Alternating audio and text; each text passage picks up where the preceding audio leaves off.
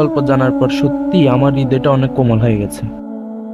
আত্তাহিয়াতু আসলে আল্লাহর সাথে আমাদের মহানবী সাল্লাল্লাহু আলাইহি ওয়াসাল্লামের কথোপকথনের একটা অংশ, যা আমাদের মহানবী সাল্লাল্লাহু আলাইহি ওয়াসাল্লাম ইসরাইল মিরাজ যাত্রার সময় হয়েছে মহান আল্লাহর সাথে।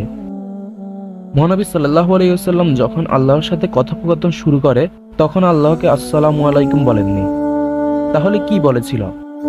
কারণ আমরা মহান আল্লাহকে বলতে পারবো না, আল্লাহ আপনার উপর শান্তি নাজিল হোক, কারণ আল্লাহ নিজেই একমাত্র পৃথিবীর সকল শান্তির এবং রহমতের উৎপত্তি স্থল। মহানবী সাল্লাল্লাহু আলাইহি ওয়াসাল্লাম আল্লাহকে উদ্দেশ্য করে বলেছিলেন, আত্তাহিয়াতু লিল্লাহি ওয়াসসালাওয়াতু ওয়াত্তাইয়্যিবাতু, অর্থাৎ যাবতীয় সম্মান, যাবতীয় উপাসনা ও যাবতীয় পবিত্র বিষয় আল্লাহর জন্য।